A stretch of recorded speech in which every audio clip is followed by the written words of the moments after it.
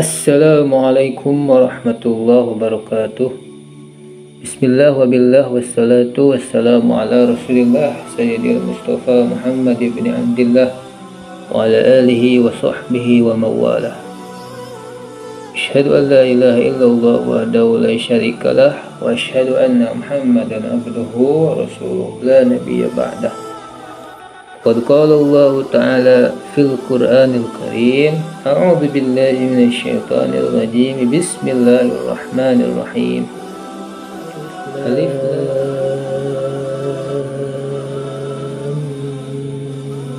Mim.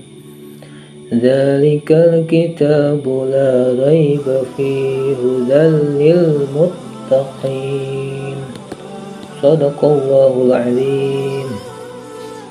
Allahu wa rasuluhul a'lam bihaqiqatil murad. Wa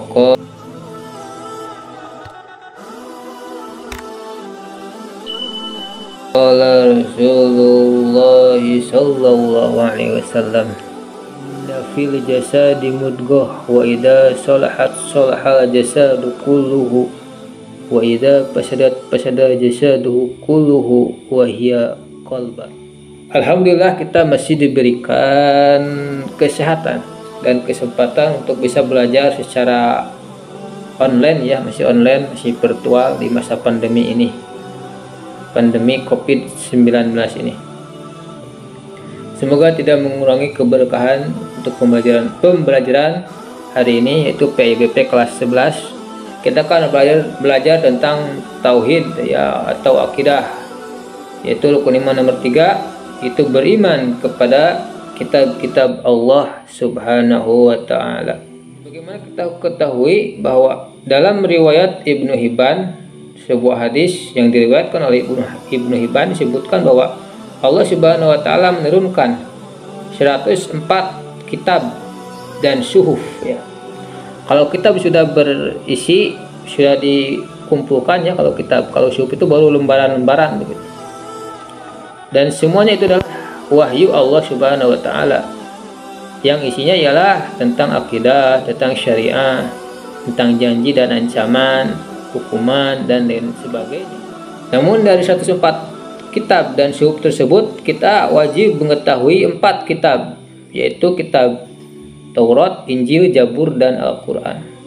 Taurat diturunkan kepada Nabi Musa alaihissalam, kitab Injil diturunkan kepada Nabi Isa alaihissalam, dan kitab Zabur diturunkan kepada Nabi Dawud alaihissalam, serta pamungkas yaitu ya, penutup, yaitu rangkuman ataupun semua intisari dari kitab Taurat, Injil, Zabur itu sudah ada dalam Al-Quran dan diturunkan kepada Nabi kita semua, yaitu Kangjeng Nabi Muhammad Sallallahu Alaihi Wasallam. Kita harus beriman terhadap kitab-kitab tersebut. Nah, pertanyaannya, mengapa Allah menurunkan kitab itu? Karena untuk mengingatkan terhadap perjanjian primordial, yaitu perjanjian antara Sang Khalik, yaitu Allah Subhanahu wa Ta'ala, dengan kita, yaitu makhluk.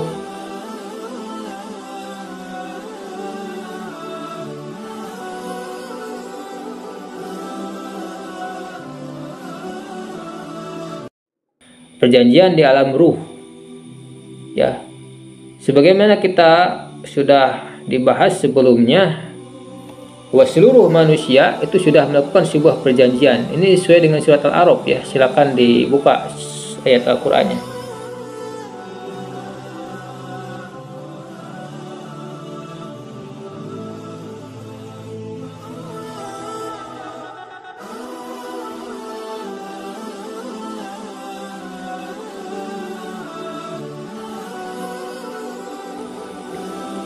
Jadi seluruh manusia sudah berjanji bahwa tentang keesaan Allah Subhanahu wa Ta'ala. Di alam ruh itu seluruh ruh manusia itu sudah berjanji tentang keesaan Allah itu. Namun mereka itu cenderung lupa, sehingga perlu untuk diingatkan kembali di alam dunia itu. Maka Allah mengutus Rasul, mengutus para nabi dan Rasul kemudian menurunkan wahyu, yaitu kitab dan syuhuf, yaitu untuk mengingatkan manusia agar kembali kepada Allah Subhanahu wa taala. Karena ruh kita itu berasal dari Allah dan harus kembali kepada Allah. Kita semua berasal dari Allah Subhanahu wa taala dan harus kembali kepada Allah. Inna lillahi wa inna ilaihi rajiun.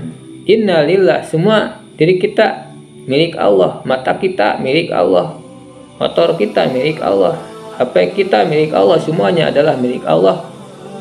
Wa inna ilaihi rajiun, dan harus kembali kepada Allah Subhanahu wa taala.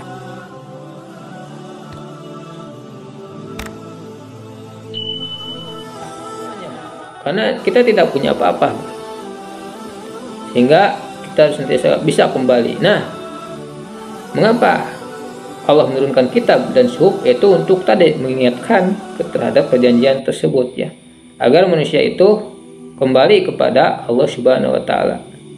Kalau dalam istilah di dunia santri, ya, perjanjian primordial itu disebutnya dengan yaumul ahdi, ya, yaumul ahdi. Jadi seluruh manusia itu sudah berjanji tentang keesaan Allah Subhanahu wa taala. Namun ketika manusia lahir ke dalam dunia, maka orang tuanya lah yang memajusikan, yang menasranikan atau meyahudikan. Ada sebuah hadis yang berbunyi, kullu mauludiyu alal fitrah fa abawahu yuhawidanihi aw yunassiranihi aw yumajjisanihi. Nah, gitu ya. Jadi seluruh manusia itu, anak Adam itu lahir dalam keadaan fitrah. Bapak ibunya lah yang meyahudikan, menasranikan atau memajusikan. Kemudian kita terutama sebagai umat akhir zaman, yaitu umat Kangjeng Nabi Muhammad sallallahu alaihi wasallam, khatimin nabiyina, sebagai penutup seluruh nabi, tiada nabi dan rasul setelah Kangjeng Nabi Muhammad sallallahu alaihi wasallam, yang beliau telah diwahyukan oleh Allah, yaitu Al-Qur'an, kitab Al-Qur'an. Maka kita harus sentiasa bisa membaca setiap hari, mendawamkan membaca Quran. Karena membaca Quran adalah interaksi kita dengan Allah Subhanahu wa taala. Membaca Quran akan mendapatkan syafaat. Iqra al-Quran ya'ti fa innahu ya'ti yaumal qiyamah syafi'an li ashabi. Bacalah Al-Quran, karena Al-Quran akan memberikan syafaat di yaumil akhir. Kemudian dalam Al-Quran itu juga banyak ilmu-ilmunya, ya.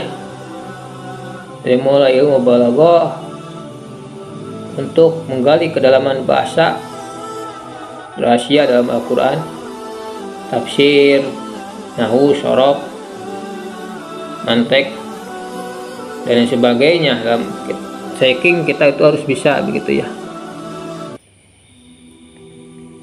ilmu-ilmu dalam menggali kajian atau tafsir Al-Quran. Jadi tidak sembarangan, ya, dalam menafsirkan Al-Quran itu.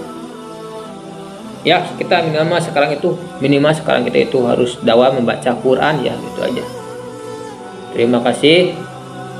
Pada akhirnya kita harus nantiasa bisa beriman kepada kitab-kitab Allah Subhanahu wa taala, terutama yang 4 itu, ya, kitab Taurat, Injil, Zabur, dan Al-Quran. Mohon maaf jika ada kesalahan. Hud maksufa wa da'mal qadar. Akhirul kalam. Wassalamualaikum warahmatullahi wabarakatuh.